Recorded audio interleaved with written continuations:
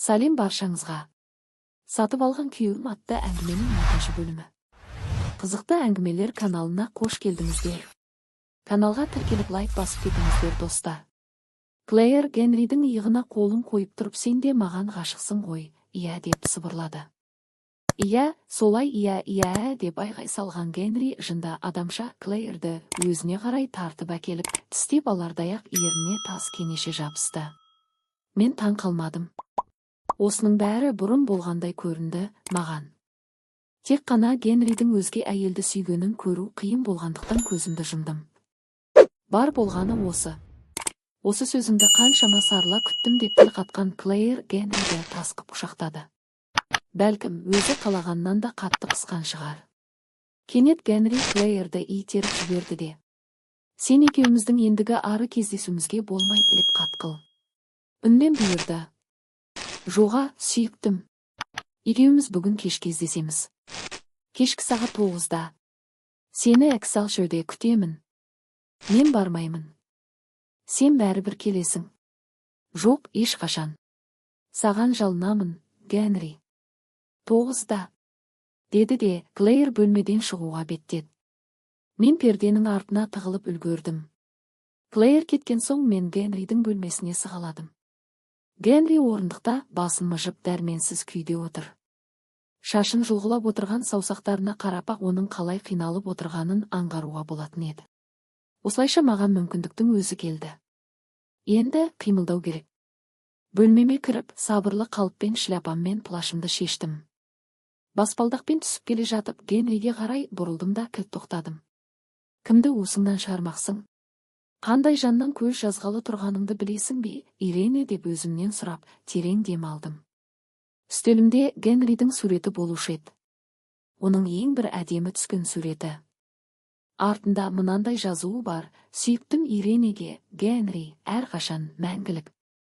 Мен суреттің алдына барып, тізерлеп отырып, ұзақ тағзым еттім, тәубаға келіп сыйындым. Генри деп сыбырлағаннан өзге бірдеме айтуға шамам келгенде жоқ. Жоспарлағанымның бәрін жасауға күш-қуат берші деп жалынған едім. Сәлден соң орнымнан көтеріліп төменгі қабатқа қарай түстім. Генри маған Кован ханым хат салған екен. Ауырып қалыпты. Мен барып келейін дедім де шығып кеттім. Кован ханым деген байырғы танысым, біздің қаладан 4 сағаттық шалғайда тұратын құрбым. Мен кейде барып онымен әңгіме дүкен құратынмын. Сені жібергім келіп тұрған жоқ. Сен тым шаршаңқысың, бозарып тұрсың, демалуың керек деп Генри ештеңе болмағандай маңдайыма алақанын қойып тұрып айтты. Менің жағдайым өте жақсы. Бүгін барып, ертең таңертең қайтып келемін. Бөлмемде телефоным болды. Генри менің әңгімемді ести алмаста еді. Сағат 7-ге қарай Геральд Грейге телефон шалдым да қысқа да нұсқа былай дедім: сіз 8/30-да Экселширге келмейсіз бе? Не дейсіз? Охо, Стаффорд ханым, деп тосын сыйға иесі шығып, ол мәз болып қалды. Мен сөзді созбай тұтқаны қоя салдым. Менің жоспарым өте жеңіл. Генри сағат 9-да Экселширге Клэйрмен кездесуге келеді. Сосын Грей екеумізді көреді. Мен түнде қалада болмайтынымды айтқандықтан ол ашуға ерік береді. Сонымен солай. Мен бейғам ғана киіне бастадым. Барынша мұқият әрі әдемі киінуге ден қойып, жайсыз ойлардан аулақ болуға тырыстым. Жалтыраған шағын тастары бар, күміс түстес көйлегімді киіп, бетімді боядым. Барынша тартымды көрінуге тырыстым, ол үшін ұзақ боянуға тура келді. Сөйтіп отырғанда кенет көкірегіме, егер Генри Экселширге келмей қойса, не істеймін? Ешқашан бармаймын деп батыл айтты ғой. Клэйрге қарсы келерліктей ішкі қуаты мықты болса ше, деген ой сап ете қалды. Осы бір жарқын ой мені шошытқаны соншалық, мен қолымдағы шыны қабдишамды түсіріп сындырып алдым. Егер келмесе Клэйрді аса сүймейді деген сөз. Онда бар дәрменімен үйге жүгіріп келіп, оны құшақтап тұрып, жылап бар шындықты айтамын. Осылай ойлағанда кешеден бері құрғап қалған жанарыма жас толып кетті, кейбірі тамшы болып домалап жатыр. Қызық жағдай. Адам баласы сенімін жоғалтып, амалы таусылғанда, үміт пен сенімнің болмашы шырағы жылт етсе де, көңіл күй шіркін алай-дүлей болып сала береді екен.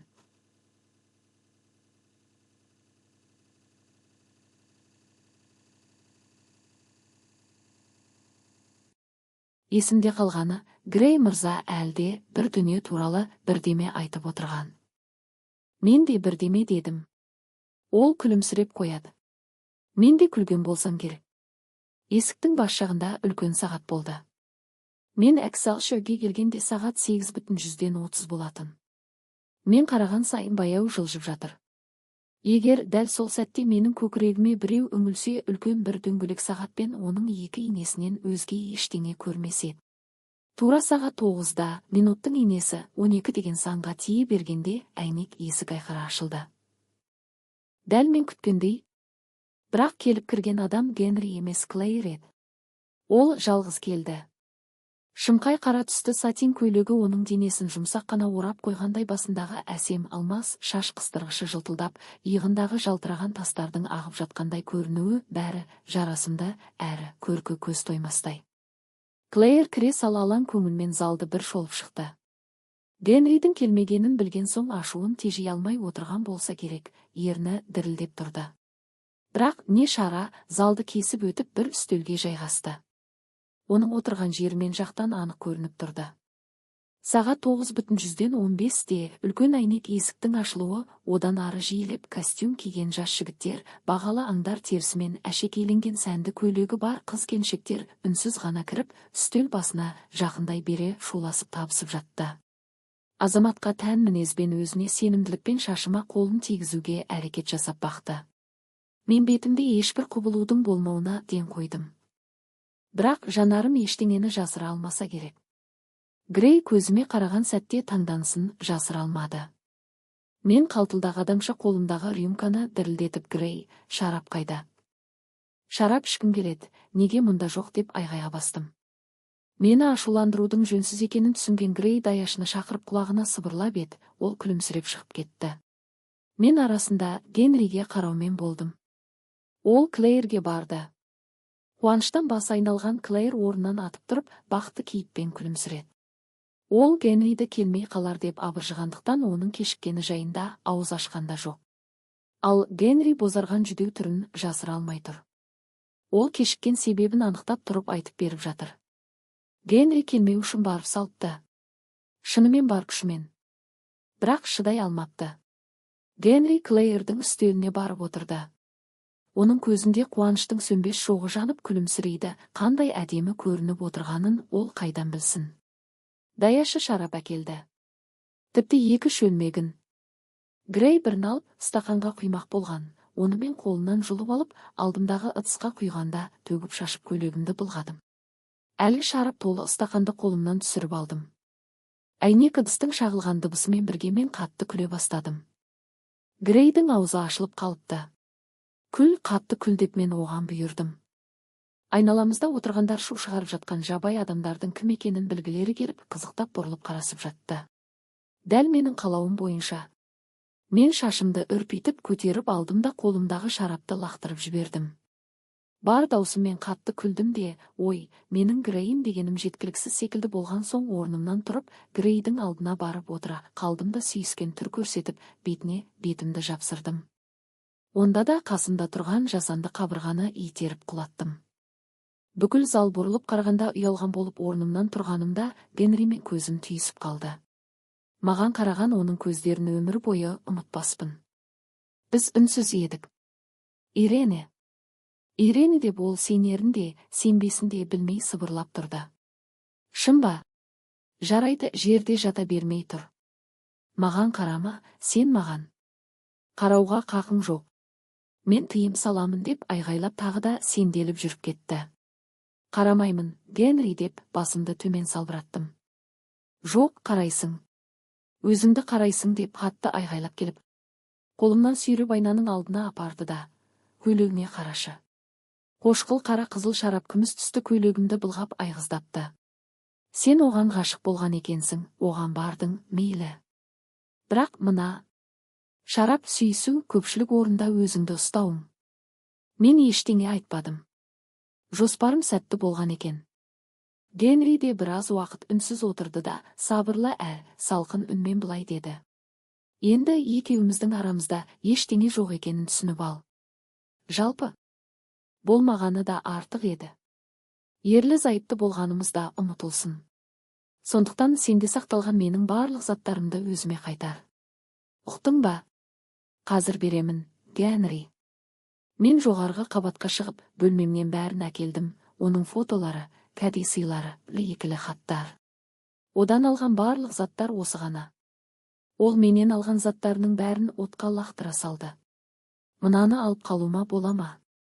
Деп қолымдағы оның ең бір әдемі суретін көрсеттім. Қолым дір-дір етеді. Ол қарады да алып жерге лақтырды. Оны жерден алып бауырыма бастым. Өзімді қинап жүрген мені әжуалап бір күлші. Ештеңе болмай жатып. Түкте болған жоқ қой, мен күлімсіреп тұрмын. Қарашы. Мені сүйесің, иә. Сен жалғыз менің ғана, Генриімсің. Мен аздап шаршадым, Генри. Қазір дем аламын. Сонымен бәрі бітеді, жоға, жылаған жоқпын. Сені сүйемін, Генри. Ірі, ауыр әрі, үнсіз жас бетімді сызып ағып жатты.